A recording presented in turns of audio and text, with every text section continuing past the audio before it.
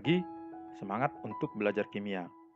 Pada pertemuan kali ini, kita akan lanjutkan materi larutan asam basa pada kekuatan asam basa yang dihubungkan nanti dengan alfa atau derajat ionisasi, lalu ada konsentrasi H positif, konsentrasi OH negatif, dan nanti diakhiri dengan pH. Konsep dasar penentuan kekuatan larutan asam basa. Semakin banyak ion H positif yang dihasilkan suatu larutan akan menunjukkan kekuatan asam larutan tersebut. Demikian juga sebaliknya, untuk larutan basa dilihat dari banyaknya ion OH negatif yang dihasilkan.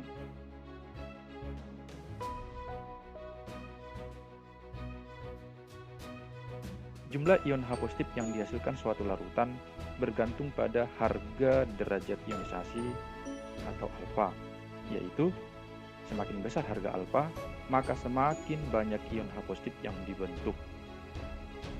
Derajat ionisasi merupakan perbandingan antara jumlah zat yang mengion dengan jumlah zat mula-mula. Sebenarnya sudah pernah disinggung waktu belajar kesetimbangannya. Hanya saja istilahnya diganti derajat disosiasi.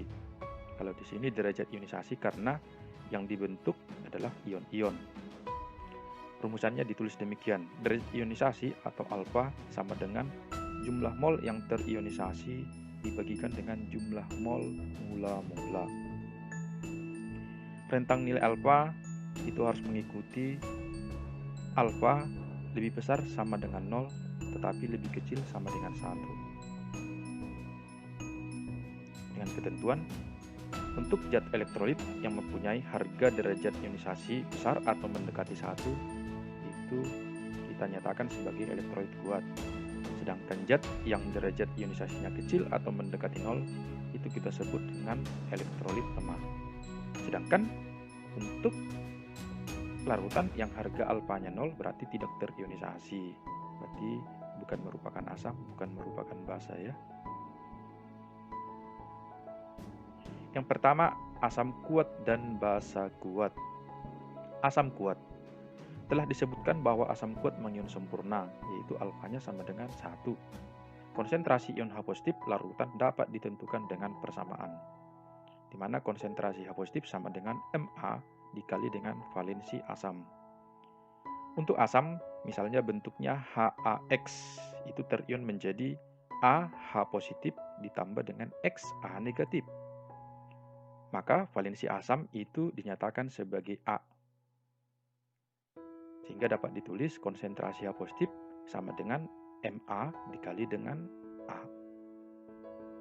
Masih ingat kalau Ma itu sama dengan molaritas ya. Ma itu berarti molaritas asam. Untuk asam kuat, ini tidak banyak. Itu meliputi HCl, HBr, Hi, HNO3, HClO3, HClO4, H2SO4. Jadi untuk asam-asam berikut, nanti penentuan konsentrasi H positifnya harus menggunakan rumus yang ini ya. Untuk basa kuat, sama halnya dengan asam, maka untuk basa cukup dengan mengganti H positif menjadi OH negatif. Dengan rumusan, konsentrasi OH negatif sama dengan Mb dikali dengan valensi basa.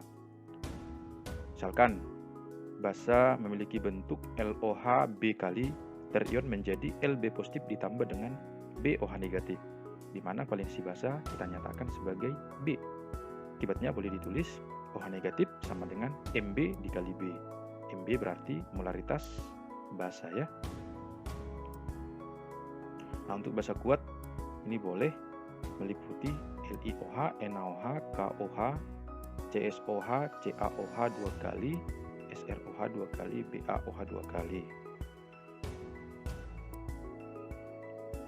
Asam lemah dan basa lemah.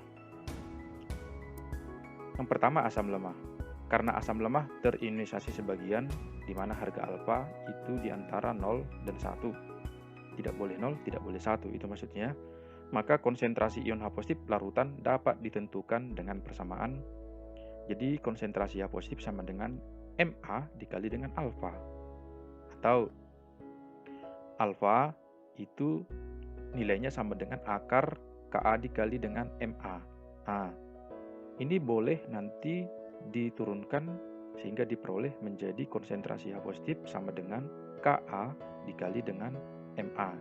Jadi hasil penurunan rumus ini dengan ini nanti diperoleh ini ya, di mana Ka itu tetapan ionisasi asam lemah, itu sudah pasti karena zat-zat yang terionisasi sebagian itu pasti memiliki tetapan kesetimbangan. Jadi untuk asam lemah diberi Ka, artinya tetapan ionisasi asam lemah. Sedangkan untuk basa lemah, maka diperoleh rumusan OH negatif sama dengan Mb dikali dengan alfa. Jadi nanti pada akhirnya konsentrasi OH negatif sama dengan akar Kb dikali dengan Mb, di mana Kb tetapan ionisasi untuk basa lemah. Lalu konsep pH larutan asam basa. Jadi pH ini diperoleh dari setelah tahu bagaimana mencari konsentrasi H positif dan OH negatif dari asam basa yang tadi ya. Selanjutnya kekuatan asam basa dinyatakan derajat keasaman atau pH, di mana pH berasal dari kata potential of hydrogen, yaitu menyatakan besarnya konsentrasi ion H positif yang dihasilkan dalam suatu larutan. Semakin besar konsentrasi ion H positif suatu larutan, maka semakin kuat sifat asam larutan tersebut, dan pH larutannya akan semakin kecil. Demikian sebaliknya, berarti larutan asam itu memiliki pH yang kecil, semakin kuat semakin kecil itu maksudnya ya. Dengan kata lain, pH yang semakin kecil berarti konsentrasi H positifnya semakin besar. Nah, Ole Sorensen, seorang ahli kimia dari Denmark, mengusulkan konsep pH untuk menyatakan konsentrasi ion H positif, yaitu sama dengan negatif logaritma konsentrasi ion H positif. Rumusannya ditulis pH sama dengan min log H positif. Jadi H ini di sini besarannya, jadi boleh diganti. Nah, nanti bisa untuk besaran OH berarti jadi POH. Lalu di sini diganti OH negatif. Nah, jadi atau dengan besaran lain berarti pH. Berarti ada juga nanti POH. Nah, di mana bentuk-bentuk pada penentuan pH yang pertama konsentrasi H positif 10 pangkat min X, berarti pH-nya langsung nanti sama dengan X. Ingat ya? Berarti bentuk pertama kalau konsentrasi H positif 10 pangkat min X, berarti pH-nya langsung sama dengan X, tanpa tanda negatif lagi. Lalu bentuk kedua bisa jadi konsentrasi H positif A dikali 10 pangkat negatif X. Maka pH-nya ditulis menjadi X dikurang log A. Nah, langsung kita buat ke contoh. Larutan dengan konsentrasi, misalkan konsentrasi H positif 10 pangkat negatif 3 molar. Maka ini mengikuti bentuk yang pertama ya, H positif 10 pangkat negatif X, maka pH-nya langsung sama dengan 3. Nah, bagaimana kalau contoh yang berikut? H positif sama dengan 0,03. Jadi 0,03 ini kan boleh kita ganti bentuknya menjadi demikian, bilangan pangkat 3 kali 10 pangkat negatif 2.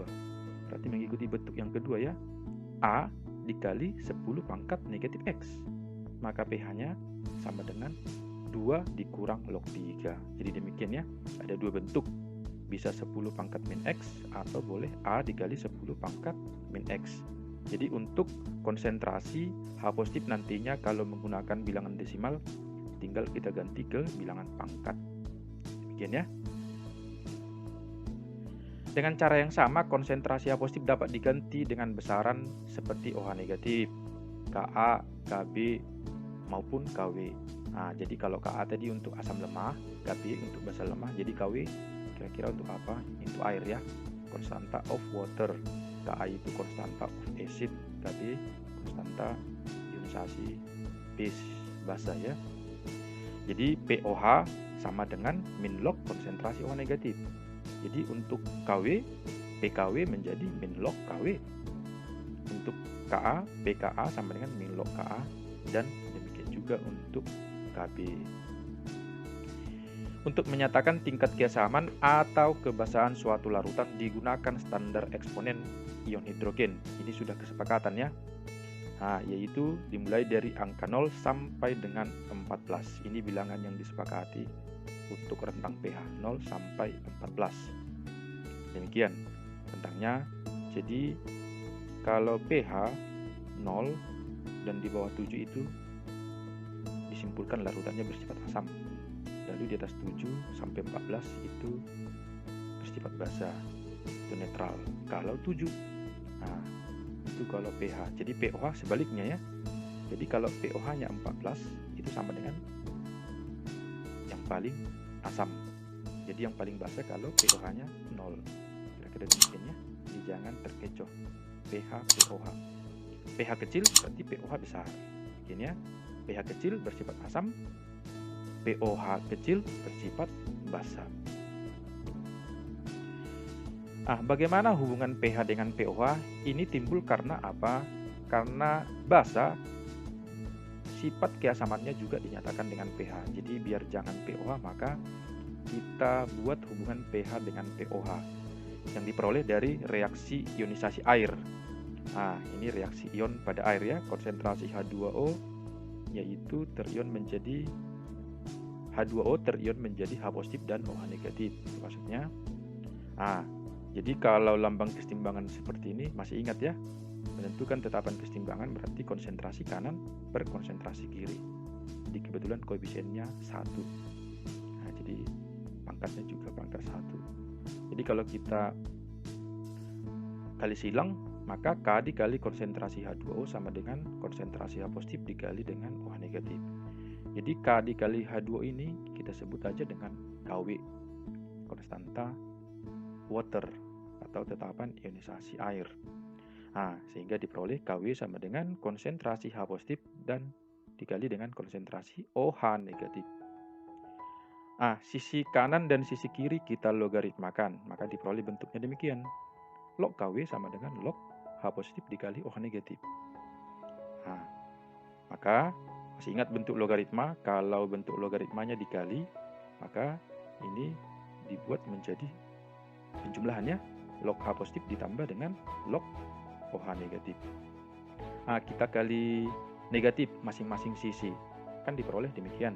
Min log KW, min log H positif, tambah min log OH negatif. Masih ingat, min log KW ini sama dengan apa? Di sebelumnya ada, ini kita sebut dengan PKW. Min log H positif sama dengan pH, min log OH negatif sama dengan pOH. Ada suatu ketentuan pada suhu 25 derajat Celcius harga KW itu 10 pangkat negatif 14. Jadi perhitungan pH yang kita gunakan itu adalah nantinya biasanya pada suhu 25 derajat Celcius menggunakan KW 10 pangkat negatif 14. Maka diperoleh nanti PKW-nya sama dengan 14, yaitu pH ditambah pOH. Dari sinilah diperoleh hubungan pH dengan pOH, yaitu pH sama dengan 14 dikurang pOH. Dalam air konsentrasi H positif dan OH negatif itu kan sama, makanya disebut dengan netral. Jadi arti netral itu adalah pada dasarnya konsentrasi H positif sama dengan konsentrasi OH negatif. Jadi kalau pH netral itu sama dengan 7 kalau pada suhu ini ya. Jadi kalau pada suhu yang lain belum tentu pH netral itu sama dengan 7. Jadi definisi netral itu adalah konsentrasi H positif yang sama dengan konsentrasi OH negatif. Jadi kalau kita turunkan dari rumus yang ini tadi, log KW ini tadi, ini log KW berarti sama dengan log ini H positif kuadrat ya jadinya ya, H positif dikali H positif. Karena sama, jadi pada air ini sama, jadi kita samakan ke H positif. Jadi diperoleh 14 sama dengan 2 kali pH. Akibatnya pH air itu sama dengan 7. Jadi pH air itu 7, netral itu kalau pada ini ya, suhu 25 derajat Celcius. Jadi hati-hati, kalau pada suhu di luar 25 derajat Celcius tetap gunakan penurunan yang seperti ini ya. Oke, demikian. Langsung ke contoh soal yang pertama. Tentukanlah pH larutan berikut. Ini ada H2SO4 0,02 molar, CH3 COH 0,1 molar, dan seterusnya C dan D. Jadi untuk yang pertama A, langsung kita bedakan dulu jenis larutannya. Berarti kalau H2SO4 0,02 molar itu kan termasuk jenis asam. Jadi asam yang kita kategorikan sebagai asam kuat. Ingat, kita harus tahu dulu menentukan mana asam, mana basa, mana kuat, mana lemah. Karena rumusnya berbeda, iya kan? Jadi untuk yang A, ini termasuk asam kuat. Jadi kita gunakan rumus untuk menentukan konsentrasi H positif asam kuat. Jadi rumusannya masih ingat? Nah ini. Konsentrasi H positif sama dengan Ma dikali dengan A. Jadi H2SO4 itu Ma-nya ini ya 0,02 molar. Ini Ma. Sedangkan nilai A-nya masih ingat ini ya. A itu adalah jumlah H pada asam, jumlah H positif. Maka diperoleh 0,02 dikali dengan 2 sama dengan 0,04. Kita ganti ke bilangan pangkat 4 kali 10 pangkat negatif 2. Dan ini bentuk H positif yang kedua tadi ya, A dikali 10 pangkat negatif X. Maka pH larutan tersebut adalah 2 dikurang log 4. Lalu yang kedua, CH3COH 0,1 molar. Ini kita simpulkan sebagai asam, hanya saja asam lemah. Jadi cara paling gampang membedakan asam kuat dengan asam lemah adalah biasanya di soal kalau asam lemah disertakan harga Ka. Itu kalau asam lemah. Jadi kalau basa lemah dalam soal disertakan harga Kb. Jadi asam kuat itu tidak disertakan harga Ka-nya ya. Nah, kira-kira demikian. Ini asam, karena ada harga Ka, maka ini kita simpulkan sebagai asam lemah. Itu mungkin cara paling mudah membedakan asam kuat asam lemah. Maka konsentrasi H positif asam lemah akar Ka dikali dengan Ma. Jadi diperoleh Ka-nya tadi 10 pangkat negatif 5 ada di soal. Sementara Ma-nya 10 pangkat negatif 1 dari sini ya. 0,1 itu sama dengan 10 pangkat negatif 1. Diperoleh 10 pangkat negatif 6 dalam bentuk akar, dihasilkan 10 pangkat negatif 3. Kalau seperti ini gak ada masalah, langsung pH sama dengan 3. Bentuk yang pertama 10 pangkat min X, berarti pH-nya sama dengan 3. Contoh ketiga, NaOH 0,002 molar, termasuk basa kuat. Jadi karena ini basa, maka pertama yang kita cari adalah OH negatif. Ingat, basa yang pertama kita cari OH, asam kita cari H. Demikian ya. Nanti kita cari dulu OH negatif. Kenapa enggak langsung H? Berarti ingat, basa harus melalui OH negatif dulu ya. Itu maksudnya Mb dikali B, masukkan Mb-nya, ada di soal 0,002 dikali, masih ingat ya, kalau valensi basa pada NaOH itu 1, jumlah OH-nya ada sebanyak 1. Jadi konsentrasi OH negatifnya menjadi 2 dikali 10 pangkat negatif 3. Nah, karena konsentrasi OH negatif yang diperoleh, maka kita mencari pOH-nya duluan. Nah, pOH-nya jadi 3 dikurang log 2, masih ingat ya. Ini caranya tadi A dikali 10 pangkat min X, berarti 3 dikurang log 2. Ini kan baru pOH, sementara yang ditanya di soal adalah pH. Jadi untuk basa, berapa pH-nya ini? Jadi ingat, hubungan pH dengan pOH itu rumusnya pH sama dengan 14 dikurang pOH, tinggal masukkan 14 dikurang 3 kurang log 2, nanti diperoleh pH sama dengan 11 tambah log 2. Ini bersifat basa karena pH-nya di atas 7. Ini bersifat asam karena pH-nya di bawah 7, itu maksudnya ya. Makanya dilihat dari pH. Larutan ini bersifat basa sudah jelas karena larutannya ini basa, dari pH-nya itu di atas 7. Kira-kira demikian ya. Lalu masuk ke contoh soal yang kedua.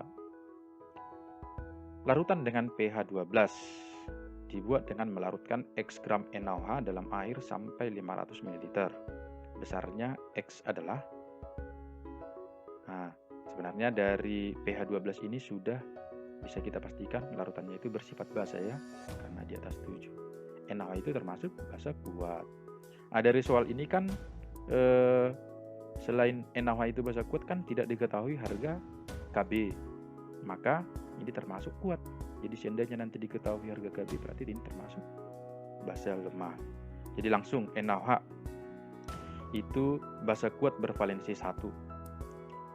pH 12 artinya pOH 2. Caranya tadi bahwa 14 itu sama dengan pH ditambah pOH. Jadi pH ditambah pOH harus 14. Kalau pH-nya 12, berarti pOH-nya 2. maka konsentrasi OH negatifnya 10 pangkat negatif 2. Ini boleh dibolak-balik ya. Kalau OH negatifnya 10 pangkat minus 2, POH-nya 2. Kalau POH-nya 2, OH negatifnya 10 pangkat negatif 2. Demikian ya bentuknya. Nah, untuk basa kuat konsentrasi OH negatif sama dengan MB dikali B. Yaitu OH negatifnya ada di soal ini tadi, 10 pangkat negatif 2. MB-nya akan kita cari, valensinya 1. Maka diperoleh MB-nya 10 pangkat negatif 2. Ini molaritas. Nah, kalau kita hubungkan rumus molaritas, masih ingat ya, M sama dengan gram per mR dikali 1000 per mililiter. M-nya langsung masukkan saja 10 pangkat negatif 2. Gramnya itu tadi X, itu yang kita cari. Karena berapa gram. Baru MR-nya 40. Nah, kalau mencari MR gak ada masalah ya. Langsung jumlahkan aja semuanya. Na-nya, AR-nya 23, O-nya 16, H-nya 1. Jadi 23 tambah 16 tambah 1 gitu mencari MR. Gak ada masalah.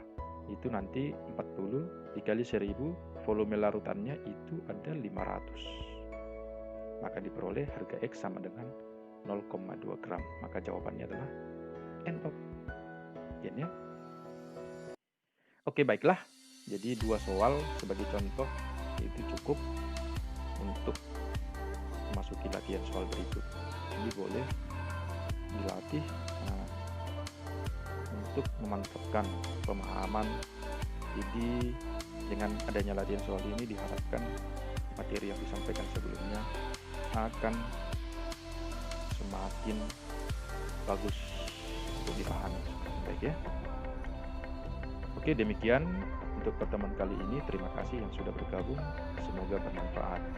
Kiranya siapapun yang bergabung dalam sidang ini merasakan manfaatnya, berada dalam yang sehat, kuat, bersemangat, dan bersukacita.